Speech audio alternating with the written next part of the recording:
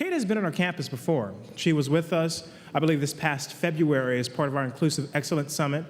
As you all know, the recent UT Fisher decision that the Supreme Court kicked back to the Fifth Circuit this summer still left a lot of questions in terms of what universities can actually do, what we can't do, what are the fudge areas, so to speak.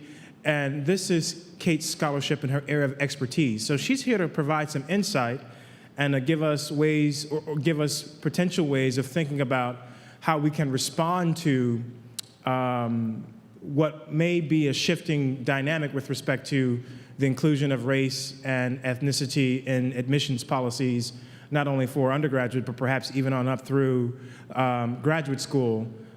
She's here to kind of give us a broader context to understand and nuance our commitment to these aspects of diversity here on our campus. So please, without further ado, Ms. Kate Lipper.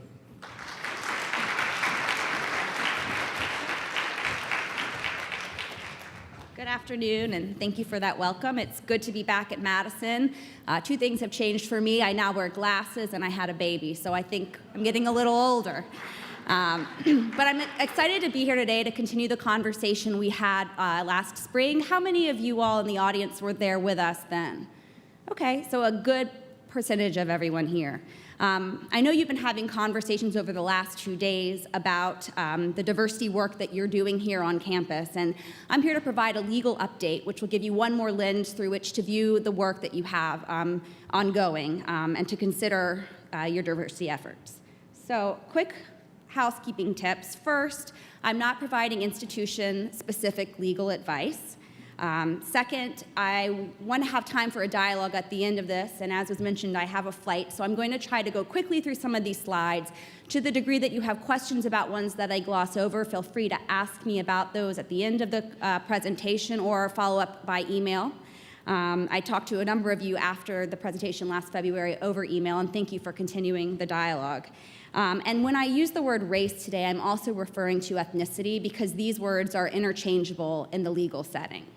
So what are the objectives for today's session? First, I'll provide a quick background context about Fisher. For those of you who were here in February, this will be a bit of a refresher. Then we'll look at the Fisher decision and see what the key takeaways are from the court's opinion. And finally, we'll think about ways in which the institution here at Madison can take those key takeaways and put them into action. So some background and context.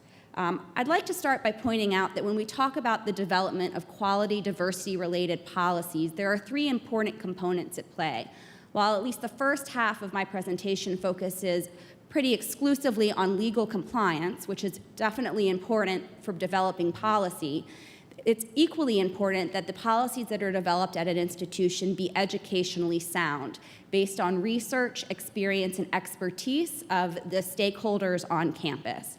And then a third vital component of developing quality policies is the engagement of stakeholders and gaining support. And so events like today and yesterday are evidence of the university's commitment to stakeholder support and engagement. Many of you will be familiar with this slide. This is a visualization of the institution-specific enterprise that we talk about when we look at diversity-related efforts. And whenever an institution of higher education uses a consideration of race in its policies, it's important that this policy be well-designed, institutionally aligned, and integrated. And so we start with the concept of the institutional mission, because this is a very context-specific inquiry. And there are a number of strategies a school might adopt to think about how to achieve the educational benefits of diversity on its campus. In enrollment, we see that there's admissions, financial aid, recruitment, and outreach. And while the Supreme Court has focused exclusively on admissions to date, many of the legal tests that it's or analysis that it's providing should equally be applied to other enrollment-related functions, although perhaps with some nuance. And we also have, after enrollment, the concept of what's happening on your campus, the student and academic support that you're providing to your students, the retention programs that you have. All these strategies are driving you toward two important objectives in meeting those educational benefits of diversity. The first is the critical mass, the compositional diversity, which is a focus on the numbers. So obviously, we're going to need a certain mix of students on campus that allow us to obtain those educational benefits of diversity that we know accrue to all students when they're learning in diverse learning environments. That's a necessary but not sufficient objective, because just getting students on your campus doesn't mean that you're going to have that rich, vibrant, robust teaching and learning culture where students are learning from each other's differences. So we also need to pay attention to what's happening once students get here.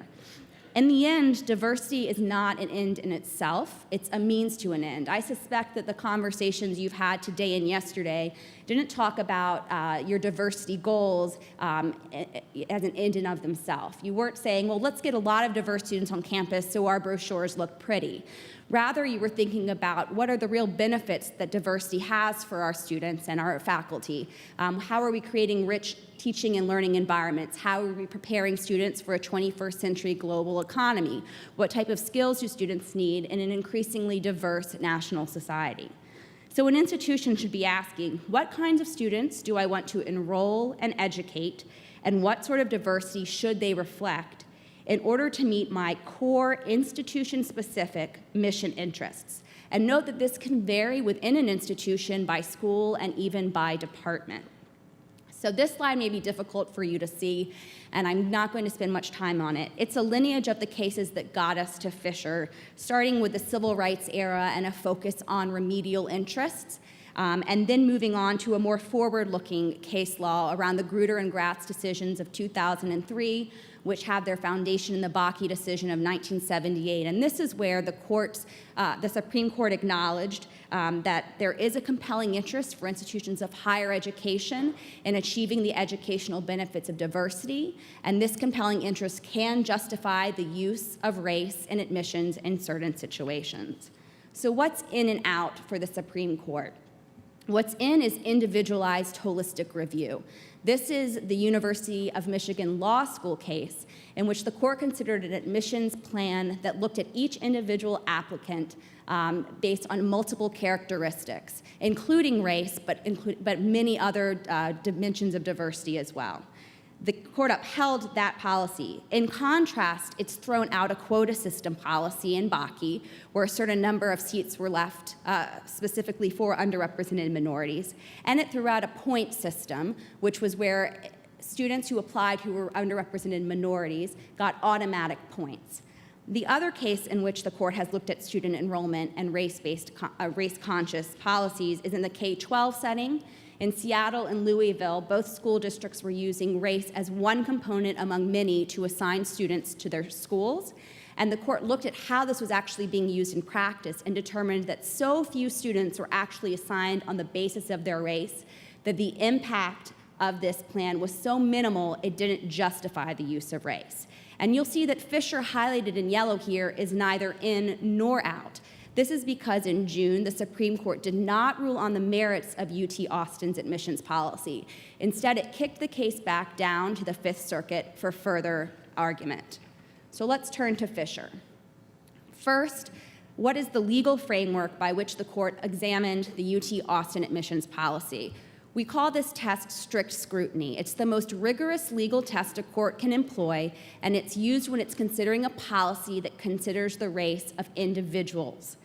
It's the most stringent legal standard because race and ethnicity are inherently suspect classifications, and there are two components to strict scrutiny.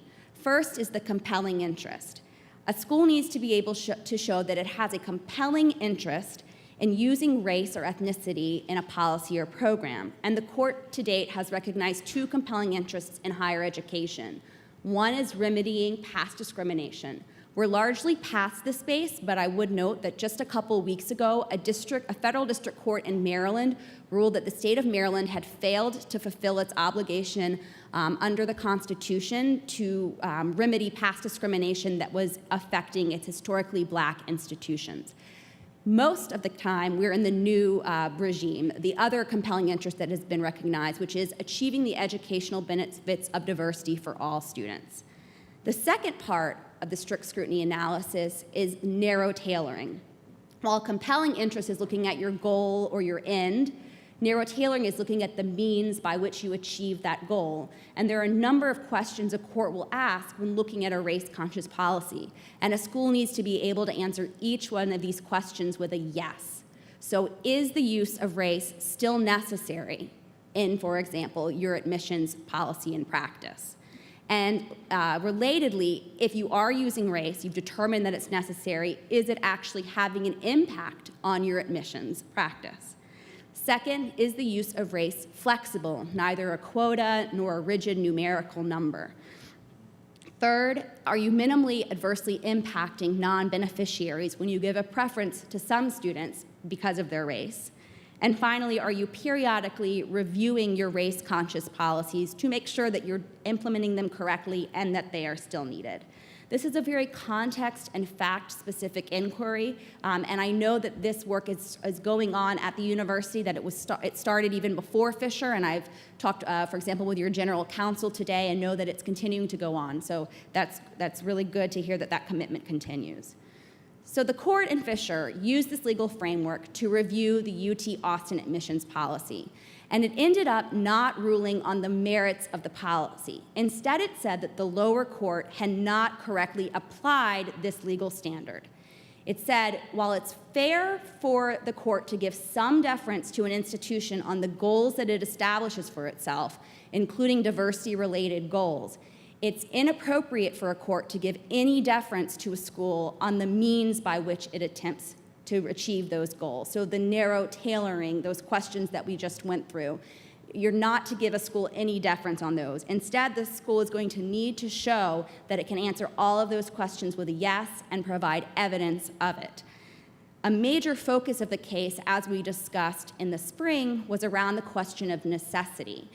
In Texas, there's a percentage plan that the school was using that seemed to be gaining a lot of underrepresented minority students into the undergraduate population. And so the question was, does the school still need to use race for those students not admitted under the percentage plan?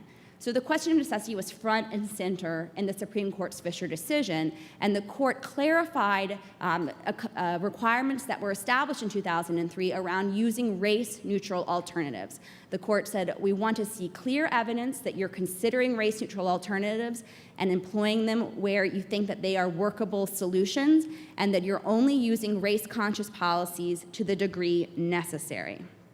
So where does Fisher then fit in to this broader legal context? First, when it comes to the compelling interest, the Fisher court does not question the determination that achieving the educational benefits of diversity is a compelling state interest.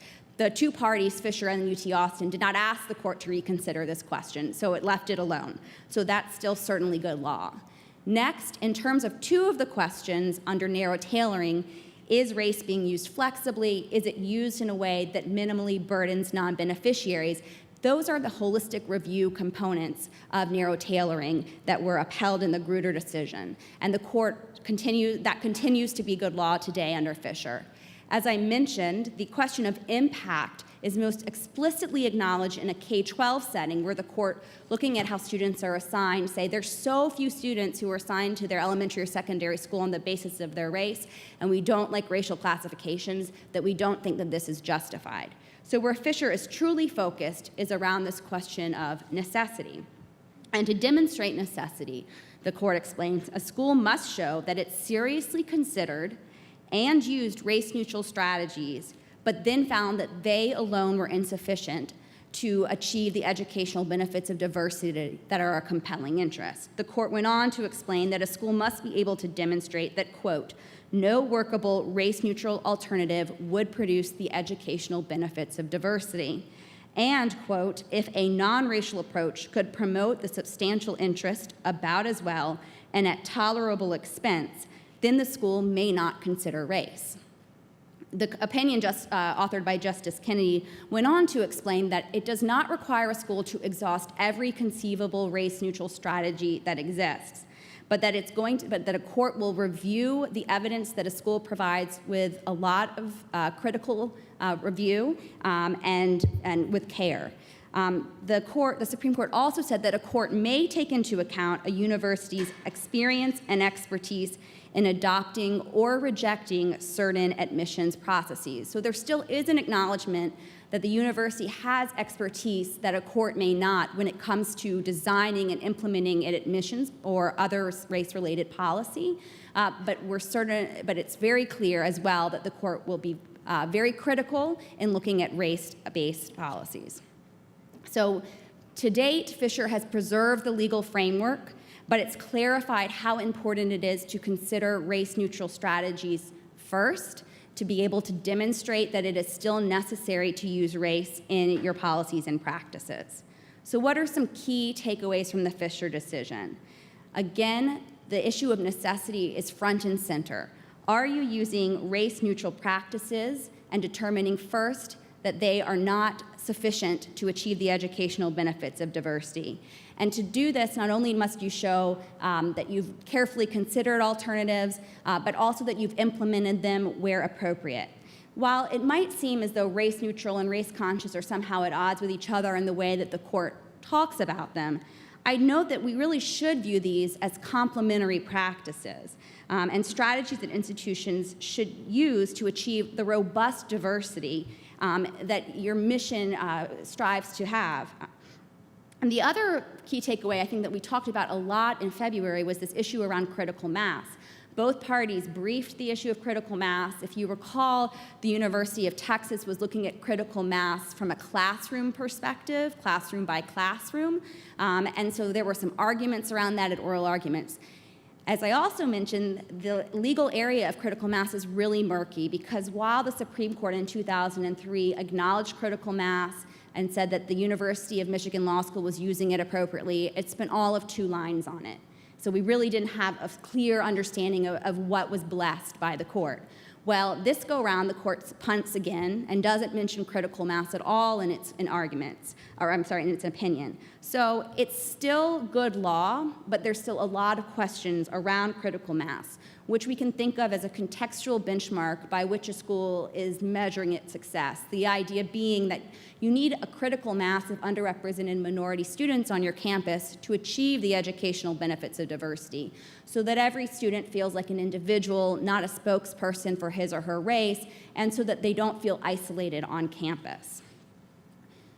In terms of a longer-term agenda, I think that just continuing with the critical mass issue for a second, I think that there's not a lot of scholarship and research around this issue, and so this is an area in which higher education could really lead and try to think more critically about this concept, how you're able to set benchmarks for success and measure them over time.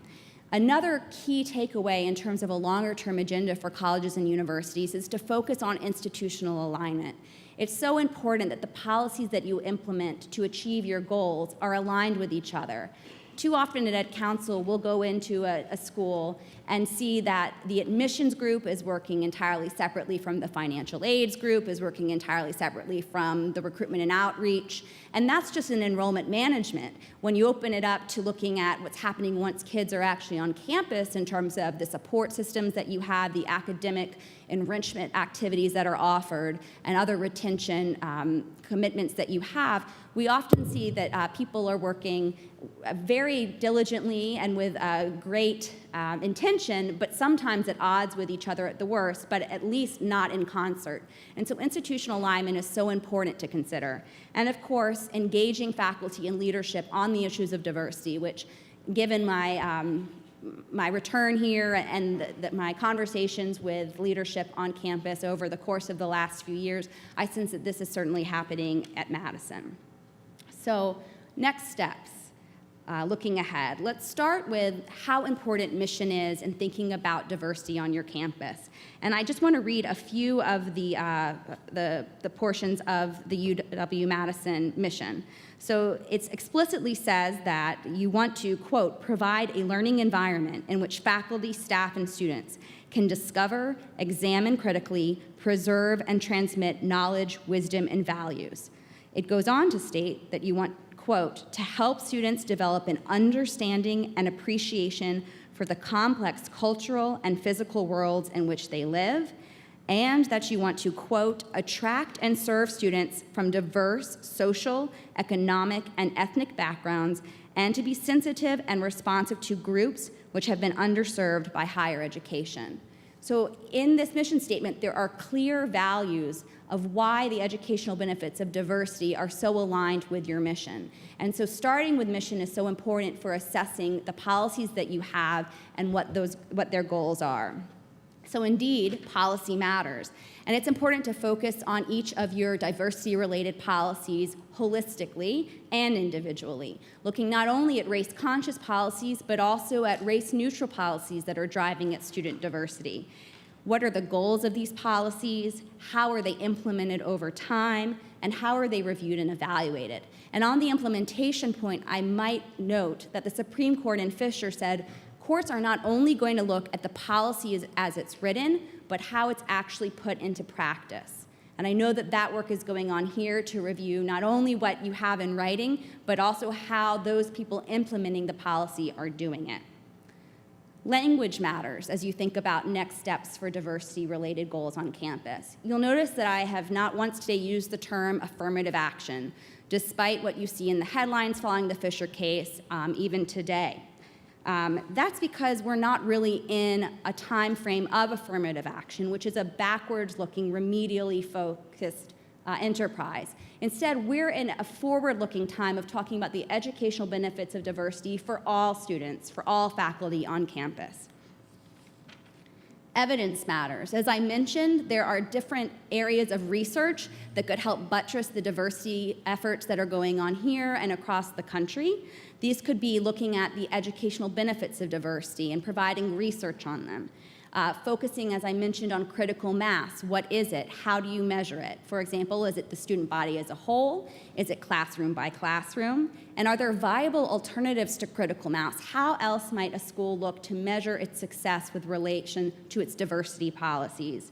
A third area that was ripe for research is looking at race-neutral strategies. And certainly we've seen some research on this, particularly around percentage plans and socioeconomic status preferences. But there are other types of race-neutral strategies that also should be explored. Evidence also matters in terms of the type of evidence you're collecting at your individual institution to measure your success with relation to your diversity goals and race-conscious and race-neutral policies. So certainly starting with the mission statement, which I read from just a moment ago, looking at social science research broadly. Again, these were some of the potential focuses of social science research. Then your institution-specific data, what policies you have, how they're implemented, how people report to be experiencing education at UW-Madison.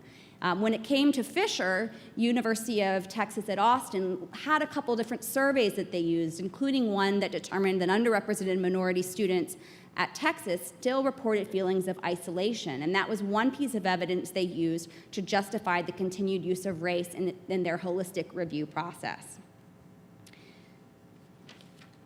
As I mentioned, institutional alignment matters. It's important when you think about all the different strategies a school might employ to increase and enhance diversity on campus, that these different efforts be talking to each other and reinforcing each other. And finally, process matters. So there are some action steps that we discussed in February that remain good law today in terms of starting with an inventory of all the work that you're doing and looking at these different policies and practices individually as well as holistically. That can be done through an interdisciplinary team, and I know that's a lot of the work that's gone into today and yesterday, and in the conversations I've had with institutional leadership, I know it's continuing. Then, once you've got an inventory of all of your diversity-related policies, it's important to be able to justify the continued use of race where it exists. So that's by first demonstrating that you seriously consider and implement race-neutral strategies, but determine that they are inadequate to fully achieve the educational benefits of diversity, and then demonstrate that where you are using race and ethnicity, you've been able to show that it's necessary and having an impact. It's important to document that you systematically review and evaluate your practices to make sure that they're working over time, and then take necessary action steps. If you notice, these process matters steps are good law, but they also reinforce good educational practice. And indeed, if you think back to that first slide that I showed with the 3 components of quality policy development, we talked about legal compliance, we talked about good educational policy, and the last component was the question of public support. And public opinion matters because, as we know, the Supreme Court in the Michigan cases upheld what the University of Michigan Law School was doing with its holistic review of applicants that included a consideration of race. And that cost the state or the institution considerable time, resources, money to take it all the way to the Supreme Court and win there. And then just 3 years later, the voters go to the polls in Michigan and tie the hands of public institutions in the state by passing a constitutional amendment that says public institutions cannot consider race, ethnicity, gender in higher education admissions and enrollment practices. That case has now made its way up to the Supreme Court, and you may be aware that it heard arguments just last week in a challenge to the state ban.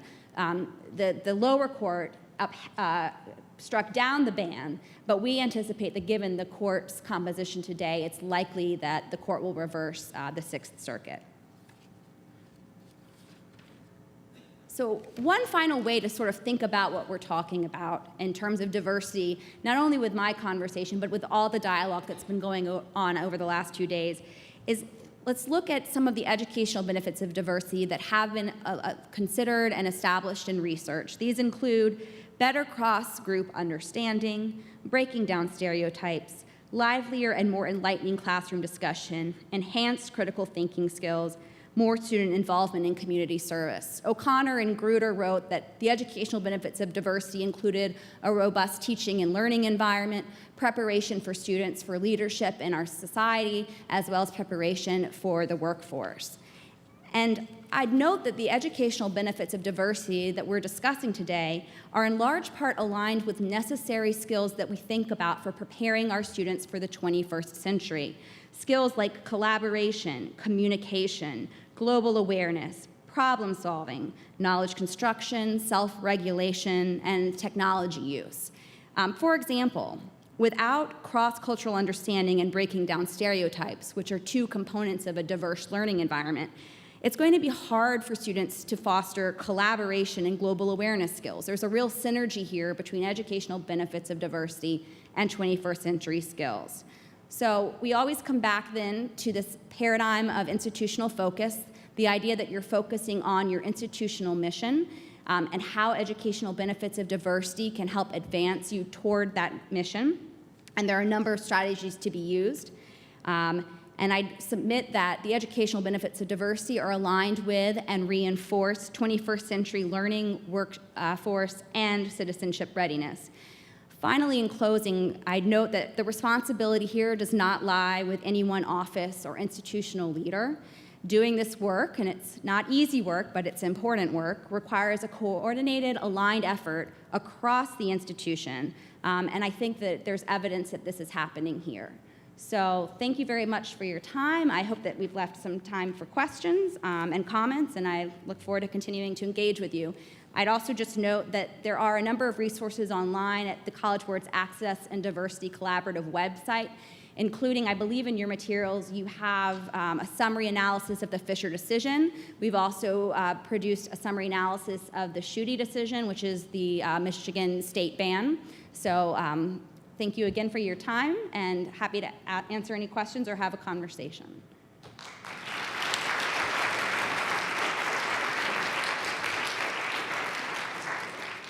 Thanks for the comments. You noted how some of the recommendations are based on what Justice Kennedy might be ruling on, but how should the Supreme Court be looking at this and ruling in the ideal world?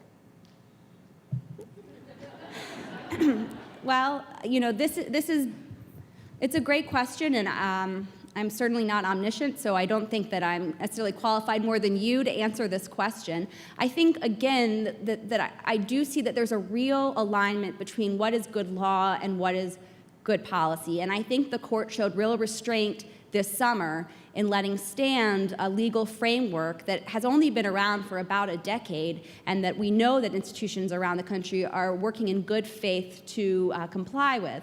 And I do think that this framework is I think the court in Fisher said, it's not fatal in fact. In fact, schools can demonstrate that they can meet the strict scrutiny test. The University of Michigan Law School did. And while Harvard has never been challenged in a court of law, Justice Powell in the Bakke decision, and then the justices in the 2003 decision, including, I believe, Chief Justice Rehnquist at the time, cited to the Harvard plan as an excellent example of the use of race in admissions that was done properly. So I do think that many of the legal framework and its components not only reflect important legal compliance considerations, but also good policy. I mean, it's so important if we're going to consider race and ethnicity, which are still very important, in my opinion, for student diversity, given the experiences and the perspectives that racial diversity can help, inculcate on campus. To continue to encourage the use, but in careful ways to ensure that we're not over-relying on race and being honest in a robust conception of diversity.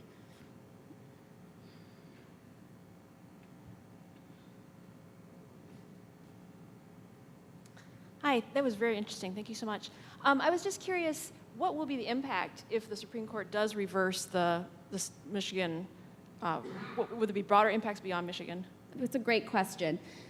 So, assuming that the Supreme Court is does not extend its analysis beyond sort of the facts in front of it, which is always an assumption that you want to be careful not to take too lightly, the court should only be ruling on whether state voters or individual states have the right to restrict the use of race on their on public school campuses. And so this would affect Michigan as well as several other states that have enacted constitutional amendments, including California, Arizona, Oklahoma, and Washington state.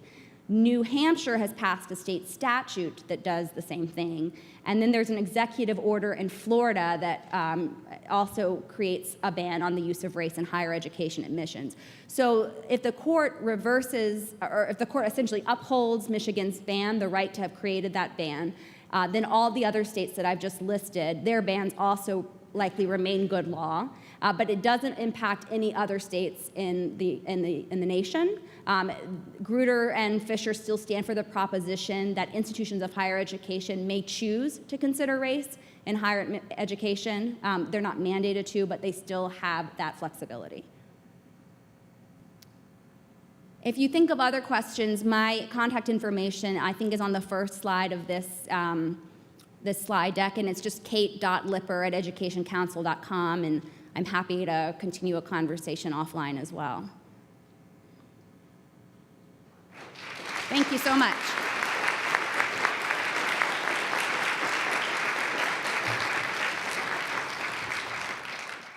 We have one more speaker who'll be with us, and this is our provost, Paul DeLuca. Many of you know Provost is going to be stepping down this year, and I think we're trying to get as much out of him as we can right now. So I'm thrilled that he's going to hang out with us to offer closing remarks and put this set of 2 days in context for us. So please help me welcome Provost Paul DeLuca.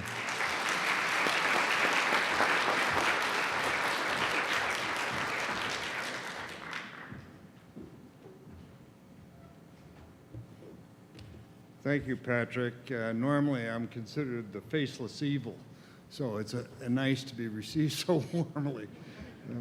I wanted to thank our last speaker and many of the speakers, in fact, all the speakers that have participated. My impressions are extraordinary about this year's symposium. I think the fact that it was 2 days long and the pace was somewhat more protracted gave the opportunity for much more conversation and dialogue and raised the impact level really quite extraordinarily. We need to keep in mind that the campus is experiencing a vast change in leadership. We welcome Rebecca Blank as our chancellor, just starting. Virtually almost 80% of the deans are within 1 or 2 years of arrival on campus. And I was delighted to see Carl Schultz, the Dean of L&S, make a presentation earlier today. So the landscape is changing. I felt it very important to alert the provost even before she arrived on campus that she needs to pick her very own provost. The relationship is so intimate that it's important that she choose, not I choose just by default being in the position. And hence, if you haven't heard, that's the reason for my decision. But it's been such a pleasure to do this job, and this is one of the wonderful, things I get to do. I also wanted to welcome Patrick Sims as the Vice Provost for Diversity and head of the division. He's grabbed the reins very tightly. It's, I think, apparent on campus the impact that's had, and I think we'll continue to see that as time goes by.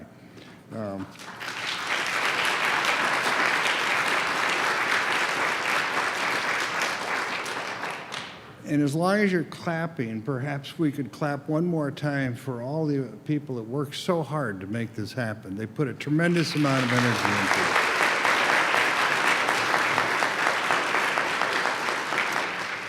So let me make a few remarks about impact of something like this. And I was actually quite delighted by Kate's last few slides, because if you read those and you compare those to the Wisconsin idea, the concept of sifting and winnowing, the actual strategic priorities that we've already expressed, you can see that we're way down the path indicated. We probably have to make some adjustments, but I think the accomplishment levels are there, and the structure is really in place to take us to the next level. And that'll be what'll have to happen over the next couple of years. The landscape is changing a little bit, but quite frankly, our landscape hasn't changed very much at all. We're interested in providing the most functional, best possible education so that our students, our graduates, have the greatest probability of success in today's society. And today's society does not look like what it looked 25, 30 years ago, to say nothing of 100 years ago. Any inspection of a multinational corporation would tell you that answer right away. Walking into any K-12 classroom tells you that right away. This society needs to pay attention, and the kind of activities that we're doing, I think, are really going to have that kind of impact. This has been baked into our culture, and I think that culture is not going to change. It's going to grow and strengthen as time goes by. I've spent a fairly extraordinary amount of my time pushing this agenda. Any minutes, any meeting notices that I put out have some of these objectives always at the bottom to remind people that this is essential to our fabric. This is essential to what we do. A little bit about impact. Our diversity plan on campus expired in '08. So we're several years behind the power curve on the creation of a new and comprehensive diversity plan on campus. This became acute last year, and working with the University Committee and the Campus Diversity and Equity Committee, we put together an ad hoc group just to get this plan started. And this is chaired by Ruth Letowski. I don't know, is Ruth here yet today? I don't see Ruth in the audience, but I can't inspect everyone that quickly. But in any case, that plan is underway. It's being developed. There's going to be a sequence of forums that occur over the rest of the semester and into the next semester. I'm hoping you'll participate in one or more of those. Your participation is the only reason we'll have any success. Without it, we will not have success. So participation is the name of the game, and I'm looking forward to reading that report. Now, Ruth finds that somewhat intimidating. I said, we need an output here. We need a result, and we need it as soon as possible. So whatever energy is required, we need that to take place. So let me close by saying just a few thank yous. These kind of meetings, these kind of concaves, really require active intellectual participation in an open environment that allows that sifting and winnowing to take place. It's only by doing that that we advance ourselves and we advance the environment around us. You've done that. My impressions are very good of what I've heard, and I'm looking forward to a very productive year and the completion of that strategic plan, ideally by the end of next semester. So normally I'm the only thing between you and a drink. Today I'm the only thing between you and the sun. Enjoy. Thank you very much.